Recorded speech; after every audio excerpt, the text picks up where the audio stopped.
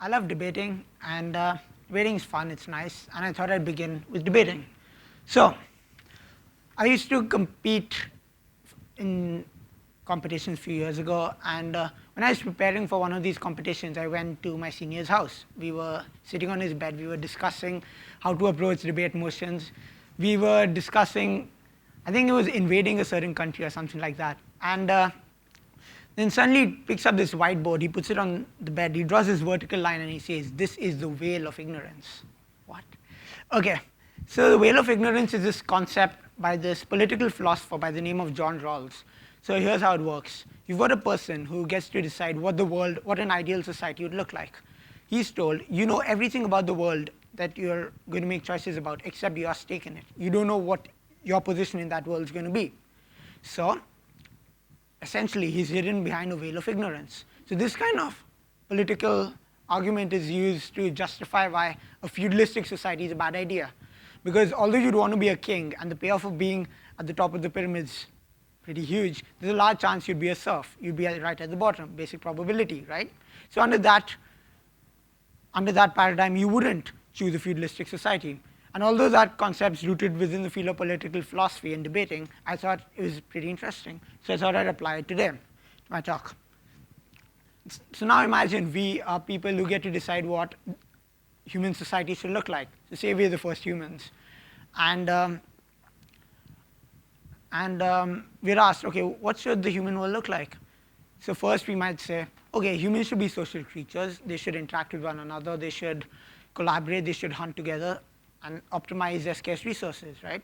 Then we might say, okay, let's take it a step further. They should settle down. They should begin to farm. They should begin to specialize in certain fields. You could have merchants, artisans, and so forth. Then maybe let's make life interesting. Let's add culture. Let's add tradition. And then soon religions should spring up. And then to govern all this newfound complexity, we could have institutions, political institutions, guilds, organized religions, right? But arguably, underpinning all of that, I'd suggest that the most important thing we could actually gain would be an understanding of what makes humans do what they do, what makes humans tick, what drives humans to do the actions they do, and basically the pulse of the human condition. Hold on to that, I'll get back to it. So, I have a quick question for everyone here. How many of you plan to become historians, theologians, philosophers, art critics, literature theorists? Anyone? Okay, one. Okay. And what about engineers, scientists, entrepreneurs? Okay, no hands, but yeah, I guess a few of you are leaning towards that, right? And so today I'm going to talk about the humanities. And there is what I believe there is a problem with the humanities, a problem in the eyes of society where people feel that the humanities are not worthy as opposed to other fields, like say fields like the sciences or the economics. And this, I believe, is due to three reasons. Firstly, the money. So now if we look at government funding for different fields, we've got humanities right at the corner over there. And then we've got the sciences over here. And as you can see, the humanities are less than 1/60th the size of the sciences in terms of funding. And when universities cut funding for humanities and they give more funding to sciences because they reward sciences based on the quantity and quality of research output, then obviously humanities are going to suffer. There are going to be spending cuts across the board.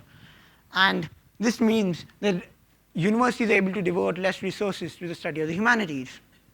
Next, the relevance. So many people feel that the humanities aren't really relevant. And while it may have been great during the Renaissance and the Enlightenment and all of that, there's just no place for the humanities today in today's 21st century world where we've got the internet and all of that. And we've got technology that helps us rise up against autocratic regimes. Do we really need to know what happened 400 years ago? Does it matter? And then last with the payoff, which essentially is the money again.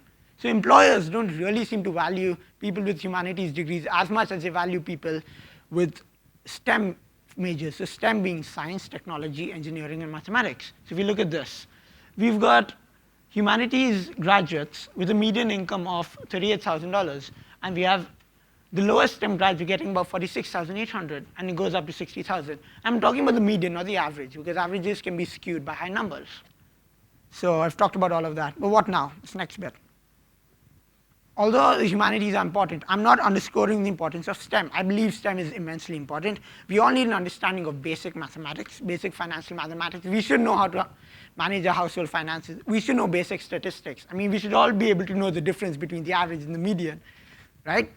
And in today's 21st century world, skills like coding, good Excel, that helps, definitely does. But that alone is not enough. And the humanities are going to help us plug those gaps. So a few weeks ago, I went to this lecture at SMU. I met Dr. Kirpal Singh, a professor of English literature, and I asked him about this, about jobs, about the applicability of the humanities in the real world. And he said that all of his students are in pretty good, well-paying jobs. I thought about this, and I thought, okay, who are some prominent people who've actually graduated with degrees in the humanities? Then I found out Professor Kishore Mahbubani, the dean of the Lee Kuan Yew School of Public Policy and the former president of the UN Security Council, graduated with a degree in philosophy and history. Then, if you want to look at other movers and shakers who've got fields, the humanities, we have Mitt Romney, US presidential candidate in the 2012 election, graduated with a degree in English. Harold Varmus, the former head of the National Cancer Institute and a Nobel laureate for medicine. And then George Soros, the billionaire hedge fund investor. And what this shows us is that we've got people from a diverse range of fields who've done a diverse range of things after they've graduated with degrees in the humanities. So you must be wondering, what's the big deal? I mean, okay, humanities, yeah, I find out about stuff that happened ages ago. Really, why does that matter? And I think the humanities matter for a couple of reasons. Firstly, it gives us tangible skills, like it helps us to write well, to think and critique the world around us, to come up with lucid, compelling, cogent arguments, and to be persuasive in general. But I think all of those can sound a bit generic. And the biggest asset of the humanities is it allows you, it forces you to think. It forces you to be introspective.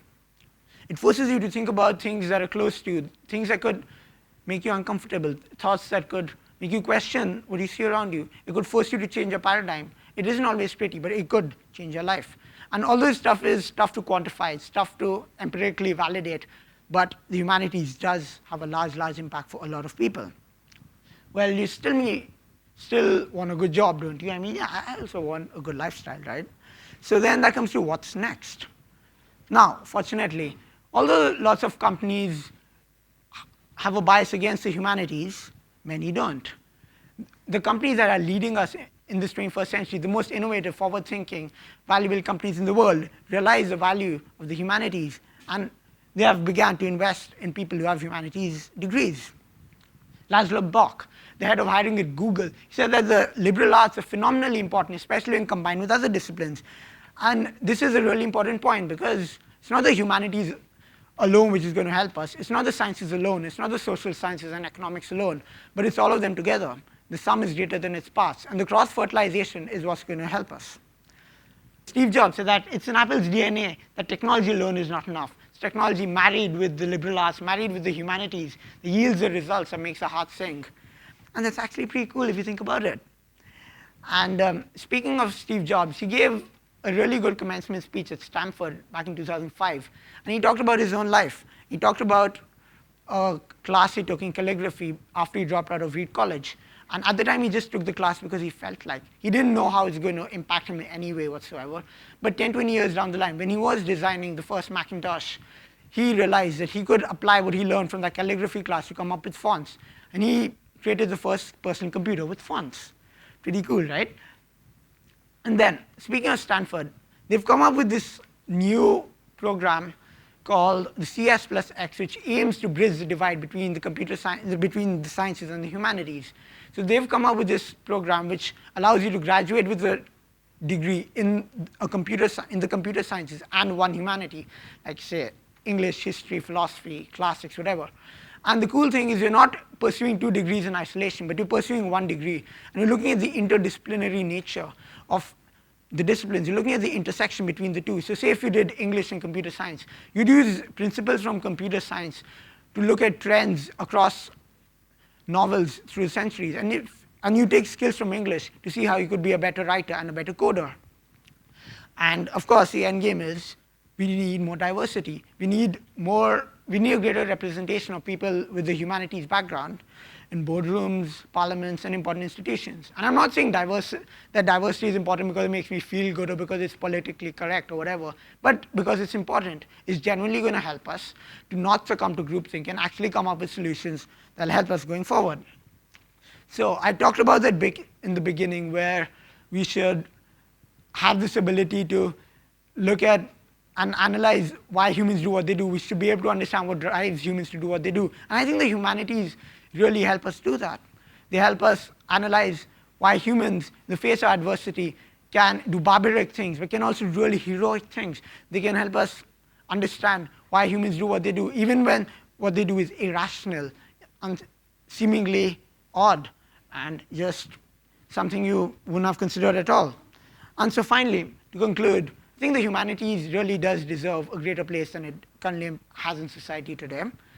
It's going to help us as we go forward into the 21st century to help us solve the greatest problems of our age. It could, maybe it won't. But that doesn't matter. But what matters is that the humanities define us, because that's what makes us human, and that's all that really counts. Thank you.